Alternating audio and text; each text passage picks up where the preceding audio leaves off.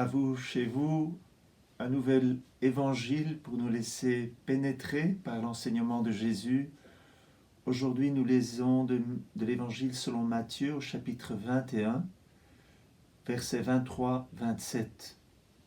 Nous allons d'abord lire le texte et puis commenter brièvement le contexte dans lequel cet évangile est donné.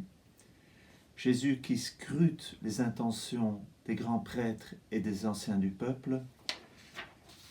Combien elle est géniale, cette réponse de Jésus. Et puis en quoi cet évangile peut nous aider pour notre temps de l'Avent que nous vivons actuellement. Alors je lis le texte.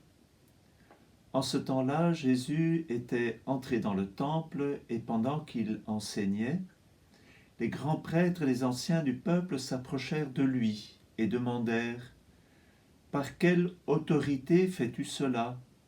Et qui t'a donné cette autorité ?»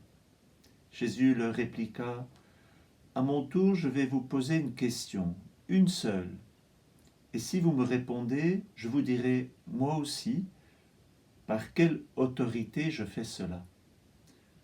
Le baptême de Jean, d'où venait-il? Du ciel ou des hommes? » Ils faisaient en eux-mêmes ce raisonnement. Si nous disons du ciel, il va nous dire « Pourquoi donc n'avez-vous pas cru à sa parole ?» Si nous disons des hommes, nous devons redouter la foule car tous tiennent Jean pour un prophète. Ils répondirent donc à Jésus « Nous ne savons pas. » Il leur dit à son tour « Moi, je ne vous dis pas non plus par quelle autorité je fais cela. » Il faut savoir que Jésus avait déjà vécu, nous sommes dans l'évangile de Matthieu, sa rentrée messianique à Jérusalem. Il venait de chasser les vendeurs du temple, il avait agi avec autorité. Et donc maintenant, Jésus, il est entré dans le temple pour enseigner.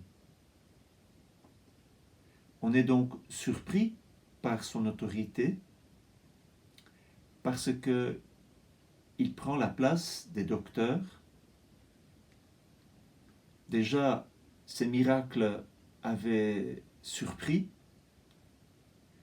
Maintenant, l'autorité qu'il n'a pas reçue, il n'est pas de famille sacerdotale, il n'a pas reçu mission du Sénat ou de César.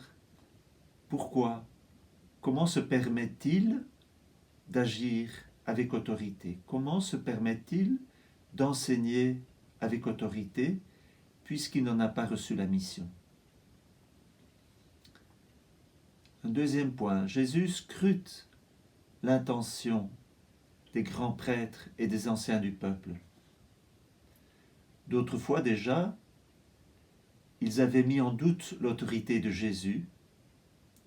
On pourrait dire qu'ils avaient calomnié Jésus en disant, par exemple, c'est par Beelzéboub, le prince des démons, qu'il chasse les démons. Cela avait été un doute formel, dit Jean Chrysostome, un doute sur l'autorité de Dieu qu'il est. Jésus donc voit la ruse des grands prêtres et des anciens du peuple. Comme Jean-Baptiste n'a pas été reçu, lui, il n'est pas reçu non plus. Mais Jésus n'est pas dupe. Il ne se laisse pas tromper. Il enseigne, autre part, qu'il ne faut pas donner les choses saintes aux chiens. Et donc, ne pas répondre à la ruse avec laquelle on s'approche de lui, c'est aussi une miséricorde. Jésus, en fait, en répondant ainsi, en ne répondant pas, montre et démonte leur ruse. Il leur tend une main pour sortir de leur fausseté. Cette réponse de Jésus, le baptême de Jean, d'où venait-il? Du ciel ou des hommes? Il y a un père de l'Église qui dit: il y a deux raisons de cacher la vérité à ceux qui semblent la chercher. La première raison pour cacher la vérité, c'est que la personne à qui on s'adresse n'est pas capable de comprendre. La deuxième raison, lorsque la haine ou le mépris de la vérité le rendent indigne, qu'on lui explique ce qu'il demande. Jésus considère qu'ils ne sont pas dignes de recevoir sa réponse. Cette réponse me frappe pour deux raisons. D'abord, on pose la question à Jésus par rapport à son autorité. Cela montre toute l'importance que Jésus accorde au baptême de Jean et donc à son baptême. C'est sur la question du baptême de Jean que Jésus leur pose la question. Et puis, une autre raison pour laquelle cette question me frappe, c'est parce que Jésus s'est fait baptiser par Jean.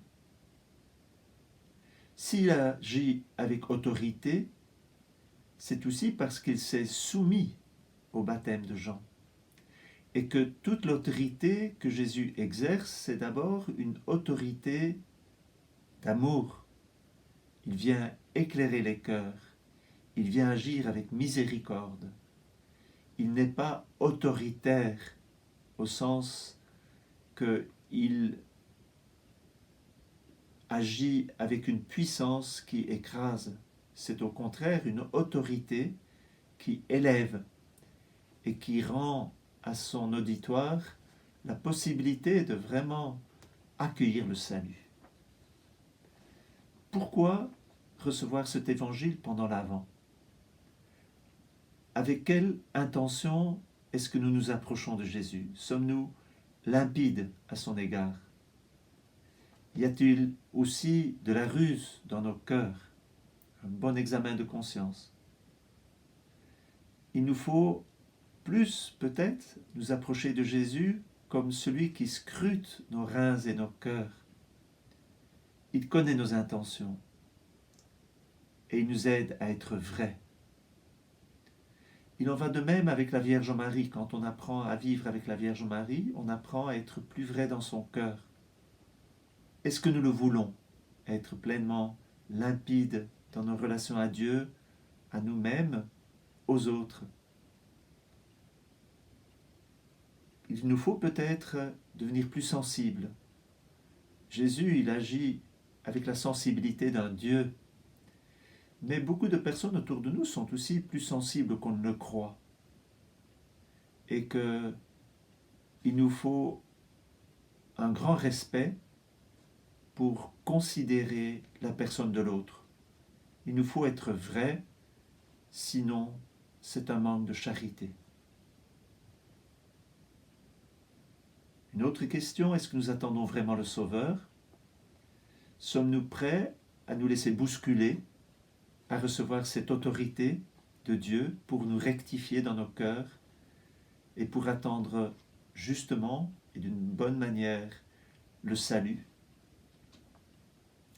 Et puis, voir dans l'enfant Jésus qui va naître, celui qui vient nous dire, et je cite une parole de la fin de l'Évangile selon Matthieu, « Tout pouvoir m'a été donné au ciel et sur la terre. Allez, de toutes les nations faites des disciples, baptisez-les au nom du Père et du Fils et du Saint-Esprit. Apprenez-leur à observer tout ce que je vous ai commandé.